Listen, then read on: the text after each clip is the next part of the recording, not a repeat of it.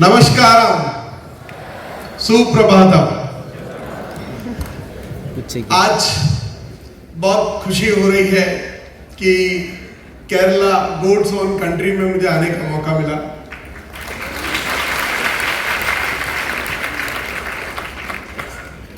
Sir मैं आप में से हिंदी कितने लोगों को आता है? हिंदी तो मेरे को sir no need of translation. चलिए सबसे पहले अपना इंट्रोडक्शन से स्टार्ट करूं। उससे पहले मैं जानना चाहता हूं आप में से कितने लोग हैं जो आज पहली बार आरसीएम के प्रोग्राम में आए हैं? ആർസിഎമ്മിന്റെ പ്രോഗ്രാമിൽ ആദ്യമായിട്ട് വരുന്നവരുടെ കൈവക്കാം എത്ര ഉണ്ട്? ഫസ്റ്റ് ടൈം ഇതുപോലെ പ്രോഗ്രാമിൽ വരുന്ന ആളുകൾ एक बार मैं चाहूंगा जोरदार तालियों से इन नए मेहमानों का स्वागत कीजिए। നല്ലൊരു കൈയ്യടിയോടെ നമുക്ക് ആർസിഎം ഫാമിലിയിലേക്ക് അവരെ സ്വാഗതം ചെയ്യാം, നമ്മുടെ നവാഗതരെ। आज मैं दुनिया के सबसे आसान और सबसे महान अभियान में आप सभी का बहुत बहुत स्वागत करता हूं। ലോകത്തിലെ ഏറ്റവും എളുപ്പമുള്ളതും എന്നാൽ ഏറ്റവും വലുതുമായ ഈ ഒരു പ്രസ്ഥാനത്തിലേക്ക് നിങ്ങളെ എല്ലാവരെയും ഞാൻ സ്വാഗതം ചെയ്യുകയാണ്। अपने इंट्रोडक्शन से मैं शुरुआत करता हूं। मेरा नाम अभिषेक छाबड़ा है। मैं भीलवाड़ा राजस्थान का रहने वाला हूं। എൻ്റെ പേര് അഭിഷേക് ചബ്ര എന്നാണ്। ഞാൻ ഭിൽവാര രാജസ്ഥാൻ എൻ്റെ സ്വദേശം। इस अभियान को जो आप देख रहे हैं, जो आज हिंदुस्तान के लाखों घरों में हर महीने करोड़ों रुपए की इनकम जो ये अभियान दे रहा है, उस अभियान की शुरुआत मेरे ही परिवार से हुई है।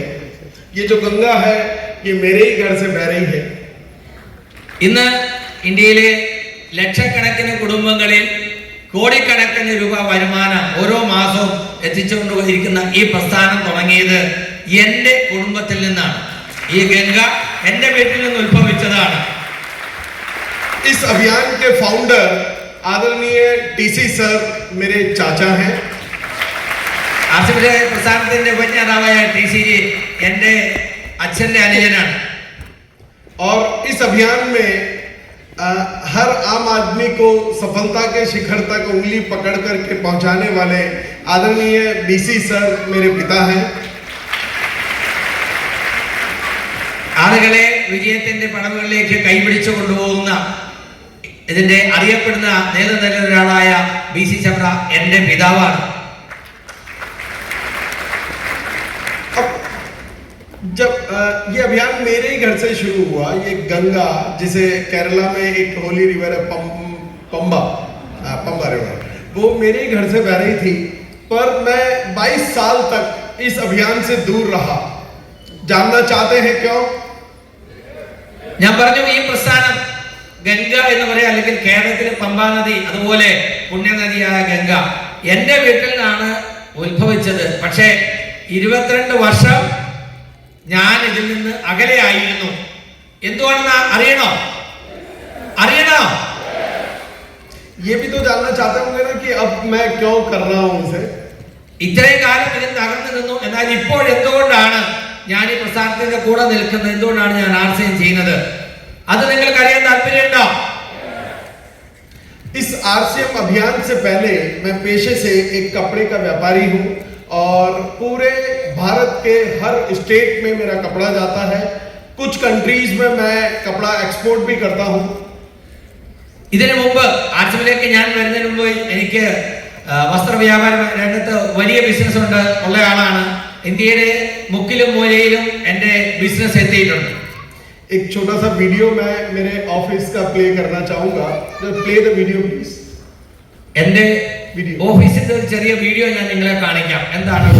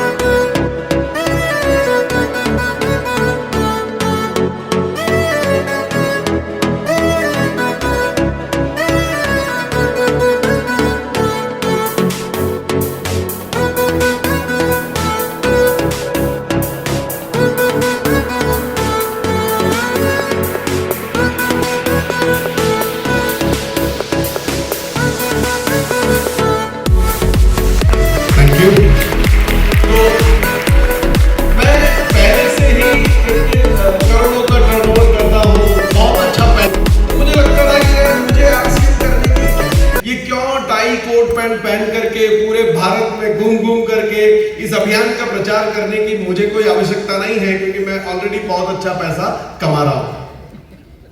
കോടിക്കണക്കിന് രൂപയുടെ ടേൺ ഓവർ ചെയ്തുകൊണ്ട് ഇഷ്ടംപോലെ പൈസ ഉണ്ടാക്കുകയും ആഡംബര ജീവിതം നയിക്കുകയും ചെയ്തുകൊണ്ടിരിക്കുന്ന എനിക്ക് RCM ചെയ്യാൻ വേണ്ടി ഇന്ത്യ മുഴുവൻ ഇങ്ങനെ ടൈം ബോട്ടും ധരിച്ച് നടക്കേണ്ട കാര്യമുണ്ടോ?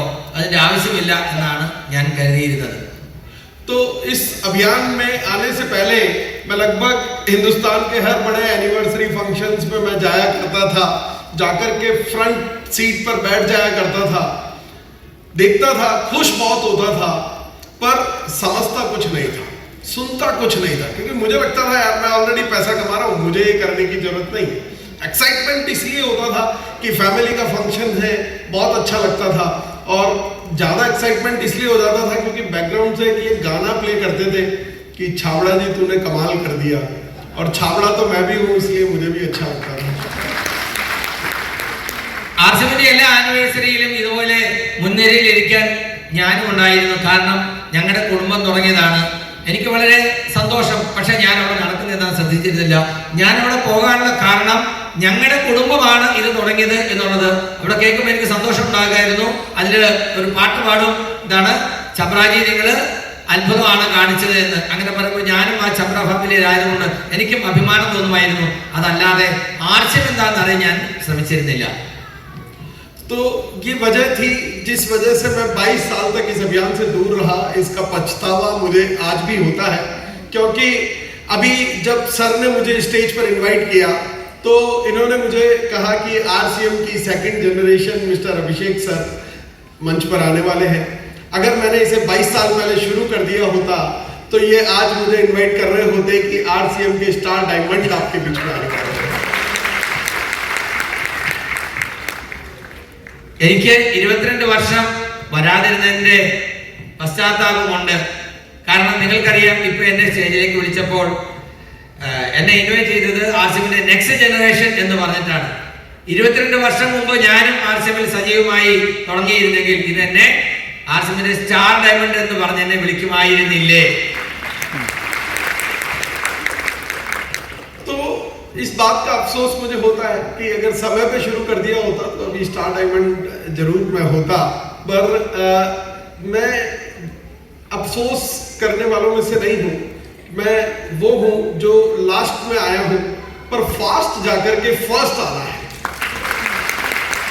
എന്നാൽ പശ്ചാത്താപം കൊണ്ടിരിക്കാനല്ല ഞാൻ തീരുമാനിക്കുന്നത്. എന്റെ സ്വഭാവം അങ്ങനെയല്ല. താമസിച്ചാണ് വന്നതെങ്കിലും വളരെ വേഗത്തിൽ ഏറ്റവും മുമ്പിൽ എത്തുക എന്നുള്ളതാണ് എന്റെ ലക്ഷ്യം. और जब अब कैसे मेरे को RCM समझ आया, जानना चाहते हैं आप लोग? എനിക്ക് എങ്ങനെയാണ് RCM മനസ്സിലായത് നിങ്ങൾക്ക് അറിയണോ? Hello, yes. एक 2019 में एक घटना हुई थी, एक बीमारी आई थी जिसका नाम था कोरोना, कोविड आया था, कोविड-19।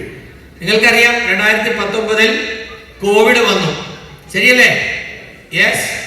तो कोविड जब आया तब पूरी दुनिया में लॉकडाउन लग गया था, सब कुछ बंद हो चुका था, तो मेरी फैक्ट्री भी जो है वो बंद हो गई थी, तो मुझे इनकम आना जो है वो बंद हो गई थी। എനിക്ക് വലിയ ബിസിനസ് ഉണ്ടായിരുന്നു. 2019 കോവിഡ് വന്നപ്പോൾ നമുക്കറിയാം ലോകം മുഴുവൻ ലോക്ക്ഡൌണിലേക്ക് പോയി. എന്റെ ഫാക്ടറിക്കും താക്കോൽ പൂട്ട് വീണു. എനിക്ക് കിട്ടിക്കൊണ്ടിരുന്ന വരുമാനം നിലച്ചുപോയി. अब कुछ दिन तो लॉकडाउन में बहुत मजा आया, क्योंकि पूरा फैमिली एक साथ सब घर में बैठे हैं, सुबह शाम बढ़िया बढ़िया पकवान बना करके हम लोगों ने खाए। सुबह शाम जो है वो भजन कीर्तन की, मौज की, फैमिली के साथ एंजॉय किया। पर कुछ दिनों बाद टेंशन शुरू हुई कि ये कब वापस नॉर्मल होगा, कब वापस मुझे मेरा बिजनेस स्टार्ट होगा। എന്നാൽ ലോക്ക്ഡൌൺ തുടങ്ങി ആദ്യം കുറച്ച് കാലം എൻജോയ് ചെയ്തു. കാരണം ബിസിനസിന്റെ തിരക്കിൽ വീട്ടുകാരോടൊപ്പം സമയം ചില കഴിയുമായിരുന്നില്ല. എന്നാൽ ലോക്ക്ഡൌൺ എല്ലാവരും വീട്ടിലുണ്ട്, സന്തോഷത്തോടു കൂടി നന്നായിട്ട് ഇഷ്ടമുള്ള ഭക്ഷണമൊക്കെ ഉണ്ടാക്കി കഴിച്ച് എല്ലാവരും എൻജോയ് ചെയ്തു. പക്ഷേ കുറച്ച് ദിവസങ്ങൾ കഴിഞ്ഞപ്പോൾ ഭയം ഉണ്ടാകാൻ തുടങ്ങി. ഇത് എപ്പോൾ തീരും? കൂടുതൽ കൂടുതൽ പ്രയാസങ്ങൾ വരുന്നു. ഇങ്ങനെ പോയാൽ എൻ്റെ ബിസിനസ്സിന് എന്ത് സംഭവിക്കും എന്നുള്ള ഭയം എന്നെയും ബാധിച്ചു. मुझे टेंशन होती थी कि ये कब वापस नॉर्मल होगा, तो मुझे लगता था जब मैं तकलीफ में हूँ तो मुझे उन लोगों की ज़्यादा टेंशन होती थी जो मेरे यहाँ काम किया करते थे, कि जब मैं तकलीफ में हूँ तो उनको कितनी तकलीफ हो रही होगी. അപ്പോ എനിക്ക് എന്നെ കുറിച്ച് വിഷമം തോന്നി. അതിനേക്കാൾ കൂടുതൽ വിഷമം എന്നോടൊപ്പം ജോലി ചെയ്തിരുന്നവരെ കുറിച്ചാണ്. കാരണം അന്നത്തെ ജോലി കൊണ്ട് വീട്ടിലെ കാര്യങ്ങൾ നടത്തിയിരുന്ന ആളുകൾക്ക് ജോലിയില്ലാതെ വരുമാനമില്ലാതെ അവർ പ്രയാസപ്പെടുന്ന ഓർത്തപ്പോൾ എനിക്ക് വലിയ വിഷമം തോന്നി. तकलीफ के दायरे में पूरी दुनिया थी, क्योंकि कई लोग जो हैं वो डेली अपना अर्न करते हैं, डेली खाते हैं, दिहाड़ी मजदूर जिन्हें बोलते हैं. तो सभी कोई तकलीफ में था, पूरी दुनिया तकलीफ में थी.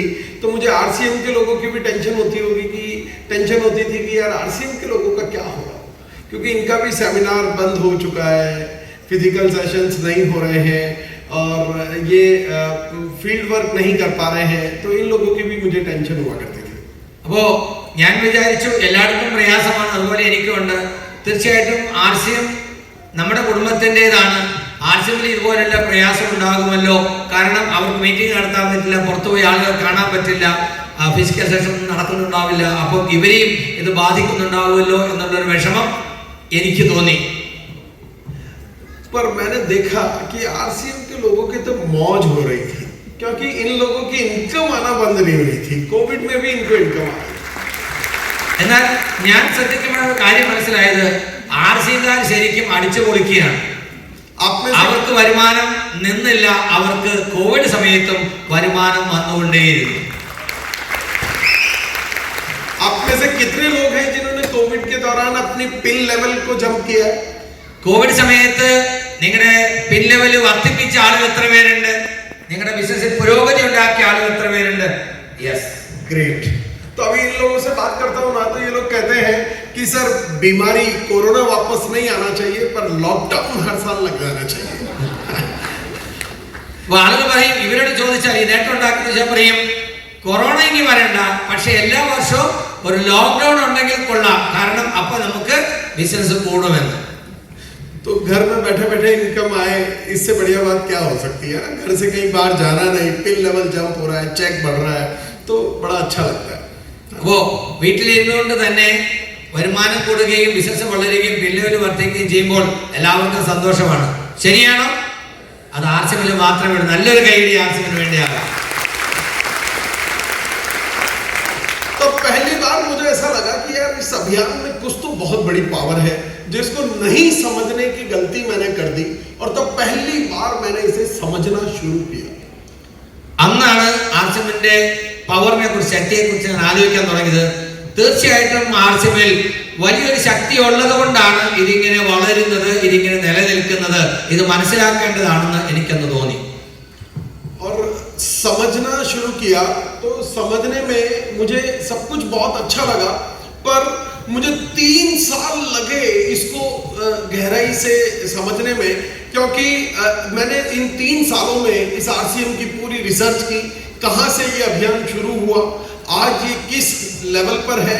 हर कोर लीडर की लाइफ को मैंने बारीकी से पढ़ा कि इन्होंने किस कंडीशन में इस आरसीएम अभियान को शुरू किया था और आज ये किस मुकाम पर है, और इसमें मुझे 3 साल लगे साथियों. അപ്പോ ആർസിഎമ്മിനെ ഞാൻ ശ്രദ്ധിച്ചപ്പോൾ എനിക്ക് ഒത്തിരി കാര്യങ്ങൾ ഇഷ്ടപ്പെട്ടു. അതില് പ്രധാനപ്പെട്ട 3 കാര്യങ്ങൾ. ഇത് ശരിക്കും മനസ്സിലാക്കാൻ എനിക്ക് ഏകദേശം 3 വർഷം എടുത്തു. मेरे ही फैमिली से ये अभियान शुरू हुआ, पर मुझे 3 साल इसलिए भी लगे क्योंकि मैं पहले से कुछ बहुत अच्छा कर रहा था. और मुझे लगता था कि क्या उससे अच्छा मुझे ये आरसीएम दे सकता है क्या? എന്താണ് ആർസിഎം എനിക്ക് തരുന്നത്? എനിക്ക് വേണ്ടത് എന്താണ്? ആർസിഎം എനിക്ക് എന്ത് തരും? तो मैं राजस्थान में, हम क्या होता है कि जब कोई राजाओं का देश है राजस्थान, है ना, और राजा जो है जब कभी घोड़े की सवारी कर रहा होता है तो उसकी नेक्स्ट विश होती है कि अब मैं घोड़े से उतर करके हाथी पे बैठूं. कोई भी ये नहीं चाहेगा कि मैं घोड़े से उतर के गधे पे बैठ जाऊं. രാജസ്ഥാൻ എന്ന് പറഞ്ഞാൽ രാജാക്കന്മാരുടെ നാടാണ്, ശരിയല്ലേ? അപ്പോ ഒരു കുതിരപ്പുറത്ത് സവാരി ചെയ്യുന്ന ഒരു രാജാവ് ഒരിക്കലും കഴുതപ്പുറത്ത് പിന്നീട് പോകാൻ ആഗ്രഹിക്കുന്നില്ല, കുതിരപ്പുറത്തുനിന്ന് ആനപ്പുറത്തേക്ക് പോകണമെന്നായിരിക്കും ആഗ്രഹിക്കുന്നത്. ശരിയാണോ? യെസ്.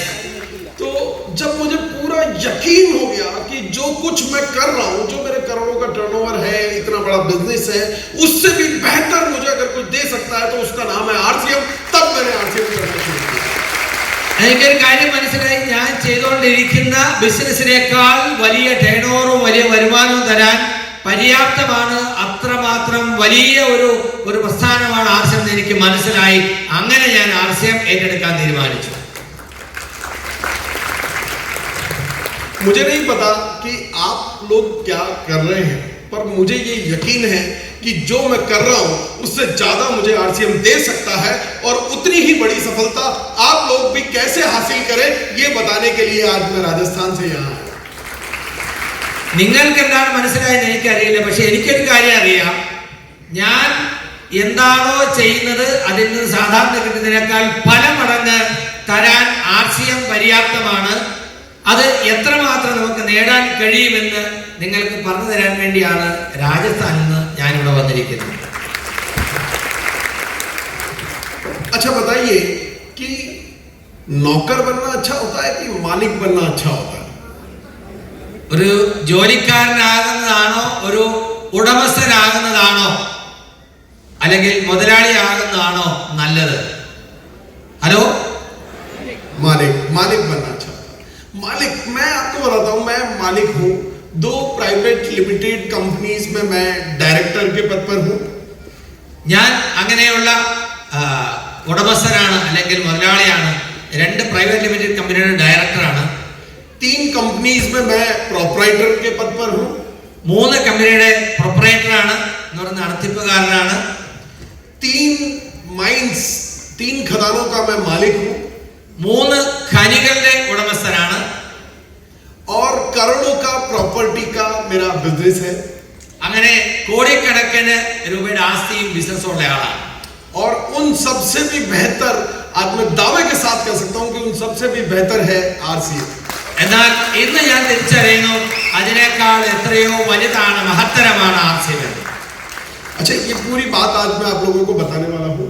देखिए, आज के लगभग 24 इयर्स पहले, 24 साल पहले मैंने कपड़े का फैक्ट्री शुरू किया था, और कपड़े का व्यापार शुरू करने के लिए आज के 24 साल पहले 4 करोड़ रुपए का इन्वेस्टमेंट मैंने किया था। ഞാൻ ബിസിനസ്സിലാണെന്ന് പറഞ്ഞു. എന്തായിരുന്നു എൻ്റെ ബിസിനസ്? 24 വർഷം മുമ്പ് ഞാൻ എൻ്റെ ടെക്സ്റ്റൈൽ ബിസിനസ് സ്റ്റാർട്ട് ചെയ്തു. അന്ന് 4 കോടി രൂപയാണ് ഇൻവെസ്റ്റ് ചെയ്തത്. എത്രയാണ്? 4 കോടി രൂപ 24 വർഷം മുമ്പ് ഇൻവെസ്റ്റ് ചെയ്താണ് എൻ്റെ ബിസിനസ് തുടങ്ങിയത്. 24 साल पहले के 4 करोड़ यानी कि आज के लगभग 40 करोड़ रुपए എന്ന് പറഞ്ഞാൽ ഇന്ന് കണക്കാക്കുന്ന ഒരു 40 കോടിയുടെ എങ്കിലും മൂല്യം അന്ന് അതിനുണ്ട്. और ऐसा नहीं है कि 4 करोड़ रुपए लगाए और फैक्ट्री शुरू हो गई, उसके लिए मुझे बहुत कुछ करना पड़ा. എന്ന് പറഞ്ഞാൽ അത്രയും പൈസ മുതൽ പിറ്റേ ദിവസം മുതൽ ഫാക്ടറി വർക്ക് ചെയ്യാൻ തുടങ്ങിയതല്ല.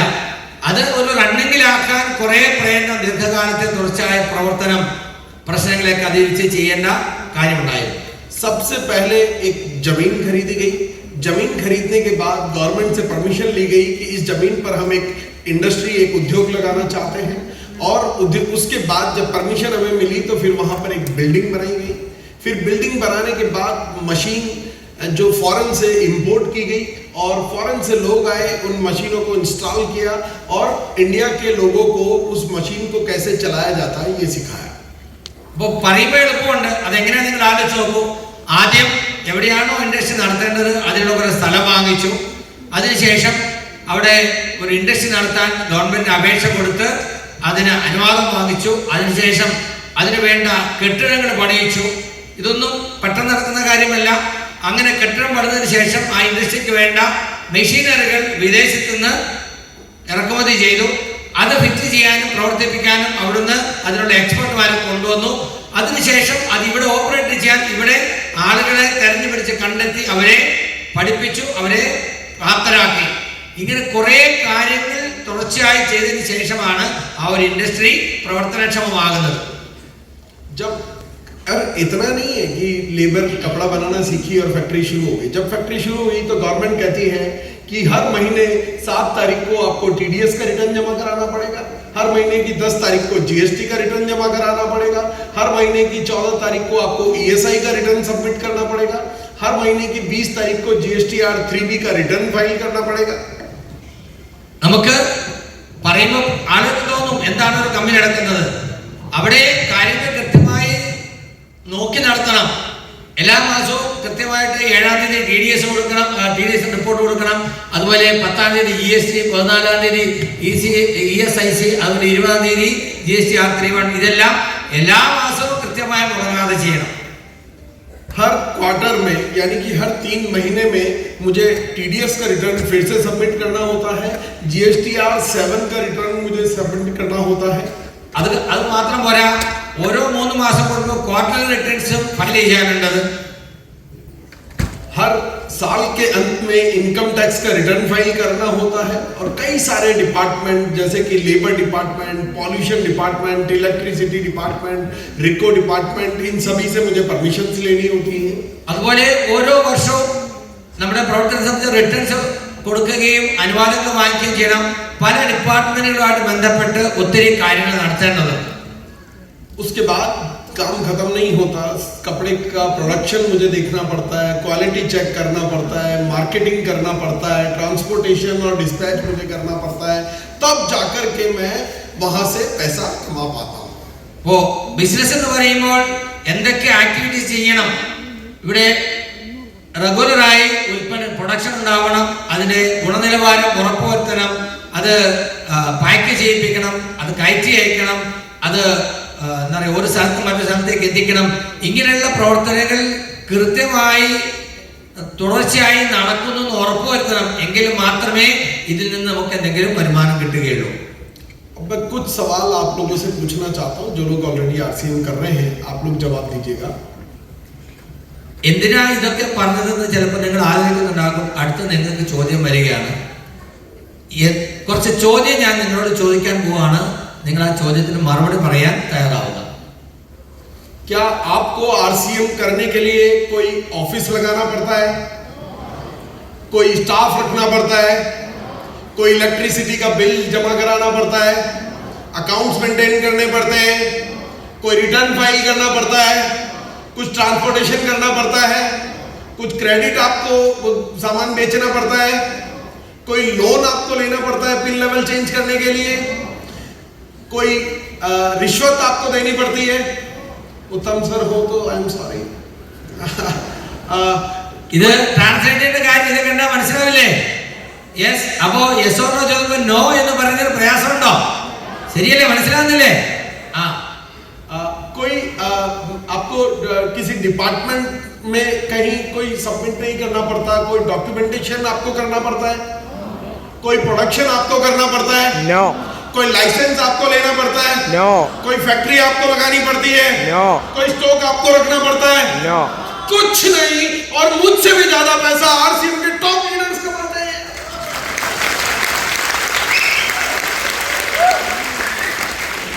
4,24 വർഷം മുമ്പ് ഇൻവെസ്റ്റ് ചെയ്തിട്ട് വരുമാനം ഉണ്ടാക്കാൻ എന്തൊക്കെയാണ് അദ്ദേഹത്തിന് ചെയ്യേണ്ടി വന്നിരുന്നത്, 24 വർഷം തുടർച്ചയായിട്ട് ചെയ്തുകൊണ്ടിരുന്നത്. പക്ഷേ ഇതുപോലെ കംപ്ലീറ്റ് ഒന്നും ചെയ്യാതെ, ഇതൊന്നും ചെയ്യാതെയാണ് RCMൽ സീനിയർ ലീഡേഴ്സ് എന്നേക്കാൾ കൂടുതൽ വരുമാനം ഉണ്ടാക്കിക്കൊണ്ടിരുന്നത്. ശരിയാണോ? तो RCM में सक्सेसफुल होने के लिए कुछ नहीं चाहिए, बस आप चाहिए हो, वो भी जैसे हो बिल्कुल वैसे के वैसे, as it is. പ്രത്യേകിച്ച് വേറൊന്നും ചെയ്യാനില്ല. എങ്ങനെയാണോ നിങ്ങളുള്ളത് അത് തന്നെ, as it is. देखिए, अब मुझे आप बताइए कि मुझे क्या करना चाहिए, बिजनेस करना चाहिए कि RCM? നിങ്ങൾ പറയൂ, ഞാൻ ബിസിനസ് ചെയ്യണോ RCM ചെയ്യണോ? Hello, RCM. RCM ചെയ്യണോ ബിസിനസ് ചെയ്യണോ? RCM. तो अब मुझे लग रहा है कि मेरा डिसीजन राइट है RCM करने का. അപ്പൊ നിങ്ങൾ എല്ലാവരും പറയുന്നു. അപ്പോഴെനിക്ക് ബോധ്യപ്പെട്ടു, എന്റെ തീരുമാനം ശരിയായിരുന്നു. ഇത്രയും വർഷം ബിസിനസ് ചെയ്തിട്ട് RCM ആണ് ചെയ്യേണ്ടതെന്ന് എനിക്ക് മനസ്സിലായി. एक तस्वीर मैं आप लोगों को दिखाना चाहता हूँ. इस तस्वीर को जरा गौर से देखिए. ये खेत में काम करने वाला एक मजदूर किसान, जिंदा इसको भी रहना था, और जिंदा रहना था तो इसने एक बस एक छोटा सा नियम लिया कि आज से मैं जिंदा रहने के लिए सिर्फ RCM के ही प्रोडक्ट यूज करूंगा और अच्छा लगेगा तो दुनिया को बताऊंगा. ഒരു സാധാരണ ഒരു കർഷക ഫാമിലി, ഒരു കൃഷിക്കാരനാണ്. അവർക്ക് ജീവിതം മുന്നോട്ട് കൊണ്ടുപോകണം. അദ്ദേഹം ചെയ്യുന്ന ഒരു ചെറിയൊരു കാര്യം, എൻ്റെ വീട്ടിലേക്ക് ആവശ്യമുള്ള സാധനം ഞാൻ RCM നിന്ന് വാങ്ങിക്കും, നല്ലതാണെങ്കിൽ മറ്റുള്ളവരോട് പറയും എന്ന് ഇയാൾ തീരുമാനിക്കുന്നു എന്ന് വിചാരിക്കാം. और केवल इस एक डिसीजन को बदलने से ये साधारण किसान आज इस RCM अभियान का स्टार सफायर है और यूनिक एजुकेशन सिस्टम के प्रेसिडेंट भी रह चुका है. അങ്ങനെ ഒരു സാധാരണ കൃഷിക്കാരനായിരുന്ന വ്യക്തിയാണ് ഇന്ന് RCMലെ സ്റ്റാർ സഫയറായി ഫോർമർ US പ്രസിഡന്റ് ആയിരുന്ന മിസ്റ്റർ പ്രഹ്ലാദ് റായ്. ഒരു നല്ല കൈയ്യടി അദ്ദേഹത്തിന് വേണ്ടിയാകാം. मुझे जो तस्वीर इंस्पायर करती है ना, वो तस्वीर है ये. अब आप इस तस्वीर को गौर से देखें, आपको क्या लगता है इस आदमी, क्या ये बहुत पढ़ा लिखा होगा? ഈ പിക്ചർ കണ്ടിട്ട് അദ്ദേഹത്തിന് എന്ത് വലിയ വിദ്യാഭ്യാസം ഉണ്ടായിരിക്കും നിങ്ങൾക്ക് സങ്കല്പിക്കാൻ കഴിയുന്നുണ്ടോ? ഒരു സാധാരണ കൃഷിക്കാരൻ. क्या ये आदमी बहुत लोगों को जानता होगा? क्या इसे कंप्यूटर चलाना आता होगा? क्या इसे एक मंच से बहुत अच्छा भाषण देना आता होगा? क्या इसे आता होगा? गौर से देखिए. ഈ പിക്ചർ കണ്ടിട്ട് അദ്ദേഹത്തിന്റെ നിലവാരം എന്താണെന്ന് നിങ്ങൾക്ക് സങ്കല്പിക്കാൻ കഴിയുന്നില്ലേ? അദ്ദേഹത്തിന് കമ്പ്യൂട്ടർ അറിയാനുള്ള സാധ്യതയുണ്ടോ? അദ്ദേഹത്തിന് ഉന്നത വിദ്യാഭ്യാസം ഉണ്ടാകാൻ സാധ്യതയുണ്ടോ? സ്റ്റേജിൽ നിന്ന് ആളുകളോട് സംസാരിക്കാനുള്ള കഴിവുണ്ടാകാൻ സാധ്യതയുണ്ടോ? ഒത്തിരി ആളുകളുമായിട്ട് പരിചയവും സമ്പർക്കവും സൗഹൃദം ഉണ്ടാകാനുള്ള സാധ്യതയുണ്ടോ? ഉണ്ടോ? RCM का स्टार सफायर बनने के लिए कुछ क्वालिफिकेशंस की जरूरत नहीं है. आप जैसे हैं वैसे काफी. ഇതൊന്നുമില്ലാതെ അദ്ദേഹത്തിന് RCM സ്റ്റാർ സഫയർ ആകാൻ കഴിഞ്ഞെങ്കിൽ എന്താ പറഞ്ഞത്? എങ്ങനെയാണോ അങ്ങനെയുള്ള ആൾക്ക് RCM സ്റ്റാർ സഫയർ ആകുന്നതിന് ഒരു തടസ്സമില്ല. ये आज इन्हें कुछ नहीं आता था, पर आज ये जब मंच पे खड़े होकर के बोलते हैं तो 50,000 लोग इनके सम्मान में तालियां बजाते हैं. एक दिन आपके साथ भी ऐसा होगा, यकीन कीजिए. आज शायद आपको कुछ नहीं आता, पर एक दिन आप भी इसी तरह मंच पे खड़े होंगे और लोग आपके लिए भी तालियां बजा रहे होंगे. അങ്ങനെ ഒന്നും അറിയത്തില്ലാത്ത ആളെന്ന് നമ്മൾ തിരിച്ചറിയുന്ന ആ വ്യക്തി ഇന്ന് 50,000 ആളുകളുടെ മുമ്പിൽ സ്റ്റേജിൽ നിന്ന് സംസാരിക്കുമ്പോൾ അദ്ദേഹത്തിന് വേണ്ടി എല്ലാവരും കൈയടിക്കുന്നു. അത് നിങ്ങൾക്ക് സങ്കല്പിക്കാൻ കഴിയുമെങ്കിൽ ഇതുപോലെ നാളെ നിങ്ങളും ഒരു സ്റ്റേജിൽ നിന്ന് സംസാരിക്കുമ്പോൾ നിങ്ങൾക്ക് വേണ്ടി ആളുകൾ കൈയടിക്കുന്നുണ്ടാകും. അത് നിങ്ങൾക്ക് സങ്കല്പിക്കാൻ കഴിയണം. ഇതുപോലൊരു സ്റ്റേജിൽ നിങ്ങൾ നിൽക്കുന്നതും നിങ്ങൾ സംസാരിക്കുമ്പോൾ ആളുകൾ കൈയടിക്കുന്നതും. തയ്യാറാണോ? Are you ready? Yes. एक दिन आप भी ऐसे बन जाएंगे, पर यकीन नहीं होता ना. तो देखिए, मैं आपसे पूछना चाहता हूँ, आप में से स्विमिंग किसको आती है? നിങ്ങളിൽ എത്ര പേർക്ക് നീന്തൽ അറിയാം? आप मुझे स्टेज पे आकर के तैरना सिखा देंगे सर? സ്റ്റേജിൽ വന്ന് ആരെങ്കിലും ഒന്ന് നീന്താൻ പഠിപ്പിക്കാവോ? Why? പറ്റോ? स्टेज पे नहीं सिखा सकते तो कहाँ सिखाएंगे? पानी में जाना होगा. RCM में भी आप एक दिन बहुत बड़े लीडर बन जाएंगे, पर रेगुलर इन मीटिंग्स और सेमिनार्स में आना होगा. നിങ്ങൾക്ക് നീന്തൽ അറിയാം, എനിക്ക് നീന്തൽ പഠിക്കണം, ഇവിടെ ഒന്ന് പഠിപ്പിക്കാൻ പറ്റുമോ? നീന്തൽ അറിയാതെ ഒന്നും പറ്റില്ല സാർ. നീന്തൽ പഠിക്കണമെങ്കിൽ വെള്ളത്തിൽ പോകണം. അല്ല, പഠിക്കാൻ പറ്റുമോ? അതുപോലെയാണ്. ഇതുപോലെ സ്റ്റേജിൽ നിന്ന് നിങ്ങൾ സംസാരിക്കുമ്പോൾ ആയിരങ്ങൾ നിങ്ങൾക്ക് വേണ്ടി കൈയടിക്കും. അതിനൊരു ഒറ്റ പണിയേ ഉള്ളൂ. ഇതുപോലെയുള്ള പ്രോഗ്രാമുകളിൽ പങ്കെടുക്കുക. കൂടെ കഴിയുന്ന എത്ര ആളുകളെ കൊണ്ടുപോയി പ്രോഗ്രാമിൽ പങ്കെടുക്കുക. അത് മാത്രം ചെയ്താൽ മതി. अच्छा, मुझे इन 3 सालों में जो सबसे ज्यादा सवाल मेरे दिमाग में अटकता था ना, वो एक ही अटकता था कि यार RCM कहता है, TC सर कहते हैं, ये अभियान कहता है कि हम कर रहे हैं नए भारत का निर्माण. We are here to build a new India. ये मुझे लगता था यार, ये कोई मजाक है यार. नया भारत का निर्माण ये कैसे पॉसिबल है? ये अकेला RCM कैसे कर सकता है? TCG പറയുകയാണെങ്കിൽ നമ്മള് ഒരു വലിയ അഭിയാനാണ്. എന്താണ് നവഭാരത നിർമ്മാണം എന്ന് പറയുന്നത്? നമ്മളൊരു പുതിയ ഇന്ത്യ.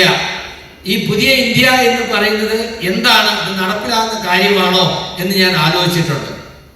तो मुझे लगता था यार, ये कैसे पॉसिबल है? भारत का निर्माण तो मुझे लगता था मेरे जैसे टैक्स पेयर्स करते हैं, जो करोड़ों का टर्नओवर करते हैं, करोड़ों का टैक्स भरते हैं, उनके टैक्स के पैसों से रोड बनता है, हाईवेज बनते हैं, एयरपोर्ट्स बनते हैं, रेलवेज चलता है, आपका डैम बनता है, स्कूल बनता है, कॉलेज बनता है, हॉस्पिटल्स बनते हैं, और उनके टैक्स के पैसों से आपके घर तक लाइट, बिजली और पानी पहुंचता है।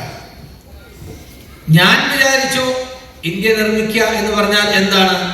ഇന്ത്യയിൽ പുരോഗതിക്ക് വേണ്ടി ദൈനംദിനം നടക്കുന്ന കാര്യങ്ങൾക്ക് വേണ്ട പണം ആരാണ് കൊടുക്കുന്നത്? എന്നെ പോലെ ബിസിനസ് ചെയ്യുന്ന ആളുകൾ കൊടുക്കുന്ന ടാക്സ്, അതുപോലെ പലരും കൊടുക്കുന്ന ടാക്സ് കൊണ്ടാണ് റോഡ് നിർമ്മിക്കപ്പെടുന്നത്, കെട്ടിടങ്ങളും എയർപോർട്ടും ഹോസ്പിറ്റലും റെയിൽവേ സ്റ്റേഷനും. അങ്ങനെ ഇന്ത്യക്ക് പണം ഉണ്ടാക്കി കൊടുക്കുന്നത് ടാക്സ് കൊടുക്കുന്ന ആളുകളാണ് എന്നാണ് ഞാൻ കരുതിയിരുന്നത്.